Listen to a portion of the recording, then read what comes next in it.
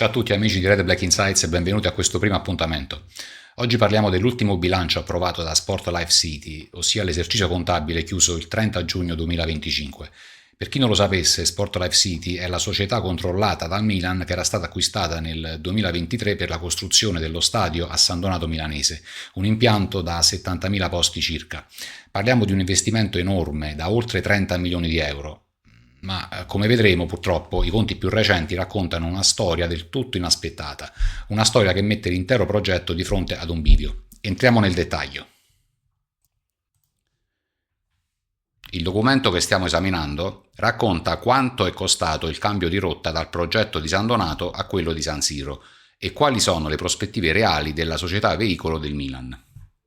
È una storia che inizia con numeri non proprio brillanti.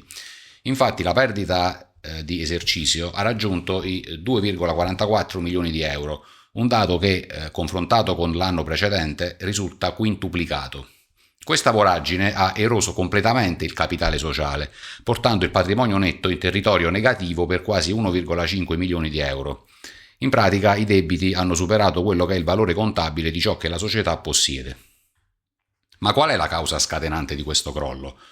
Non si tratta di un aumento dei costi operativi ordinari, ma di una decisione strategica ben precisa. Il bilancio infatti registra una svalutazione di 2,29 milioni di euro. Si tratta, come riportato nella relazione sulla gestione, dei costi di progettazione e consulenza specifici per lo stadio da 70.000 posti a San Donato. Costi che però sono stati cancellati perché quel progetto nella sua forma originaria purtroppo non verrà più realizzato. È fondamentale però fare una distinzione su ciò che resta. Se da un lato abbiamo bruciato i costi di progettazione dello stadio, dall'altro il valore dei terreni, pari a 24,1 milioni di euro, è stato interamente preservato a bilancio.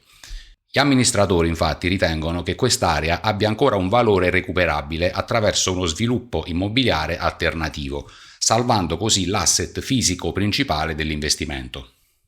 Analizzando lo stato patrimoniale per capire dove sono investiti oggi i 31,8 milioni di euro di attivo, emerge chiaramente che la società si regge su basi immobiliari. Ben il 76% del valore totale è rappresentato proprio dai terreni e dai fabbricati, circa 490.801 metri quadrati tra San Donato Milanese e Milano, mentre il restante 24% è costituito da quelle immobilizzazioni in corso e acconti che si spera ancora di poter riutilizzare nel nuovo piano. Tuttavia la situazione della liquidità è critica. Infatti l'attivo circolante ha subito una contrazione brusca, crollando da 5,4 a 2,3 milioni di euro.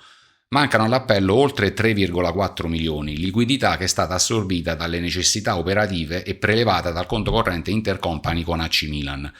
Questo ci porta alla posizione finanziaria netta, che è negativa per 31,7 milioni di euro. Un numero imponente che però va letto con la giusta chiave.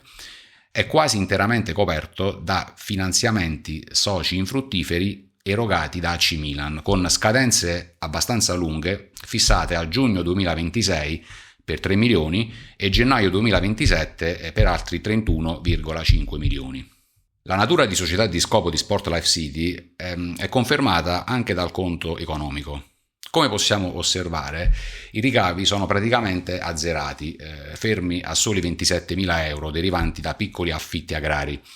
Non essendoci più le sopravvenienze attive dell'anno precedente, il crollo del valore della produzione risulta evidente. Al contrario, i costi operativi vivi, escludendo la svalutazione straordinaria, corrono e ammontano a circa 1,1 milioni di euro.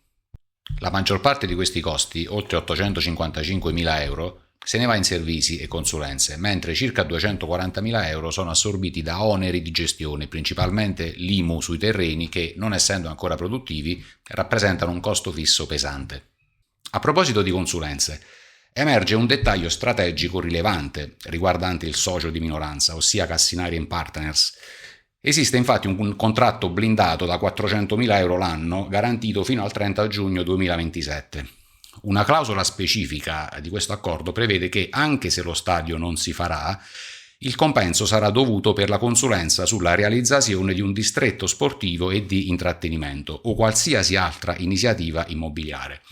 Questo legittima la continuità della spesa anche dopo il cambio di rotta. Fortunatamente in questo quadro a tinte non proprio rosee c'è anche un aiuto fiscale. Grazie al meccanismo del consolidato fiscale con AC Milan, la società ha potuto registrare un provento IRES di 767.000 euro. Trasferendo le proprie perdite alla capogruppo, Sport Life City riceve in cambio un corrispettivo pari al risparmio d'imposta generato. Ricordiamo che c'è un'aliquota IRES del 24%. Senza questo beneficio la perdita di bilancio avrebbe superato i 3,2 milioni di euro. Guardando avanti, il progetto si trova chiaramente di fronte ad un bivio. La nuova strategia prevede il ridimensionamento del Maxi Stadio a un'arena polifunzionale da 18.000 posti circa per eventi sportivi e di intrattenimento, un progetto molto più sostenibile e mirato a remunerare quello che è chiaramente l'investimento fatto sui terreni. Tuttavia, sulla strada si è parato un grosso ostacolo legale.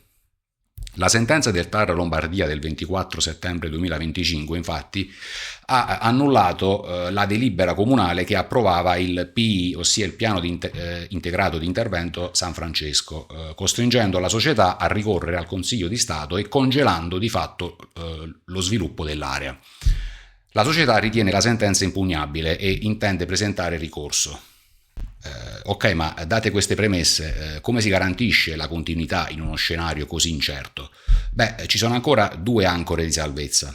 La prima è puramente istituzionale. AC Milan infatti ha firmato una lettera di impegno l'8 ottobre 2025 per supportare finanziariamente la società e coprire le perdite tramite conversione di finanziamenti soci, garantendo quindi la sopravvivenza aziendale.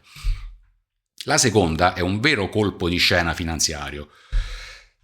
Grazie infatti a una sentenza favorevole alla società Asio SRL, ossia il venditore dei terreni, Sport Life City riceverà un rimborso fiscale di ben 12,1 milioni di euro.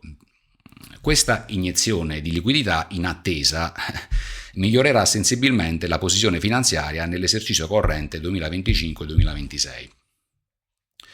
Tirando le somme, la situazione di Sport Life City è come una bilancia.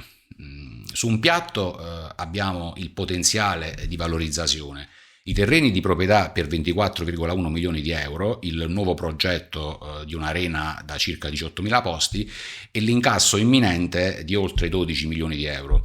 Sull'altro piatto della bilancia invece pesano quelli che sono i rischi, ossia l'incertezza legale del ricorso al Consiglio di Stato, i costi operativi ricorrenti che superano il 1 milione di euro l'anno e la dipendenza totale ovviamente dal supporto finanziario di AC Milan. La grande domanda quindi resta aperta. La società riuscirà a trasformarsi in un veicolo di sviluppo immobiliare alternativo recuperando i 31,8 milioni di euro investiti o sarà costretta a nuove dolorose svalutazioni? Lo scopriremo nei prossimi mesi.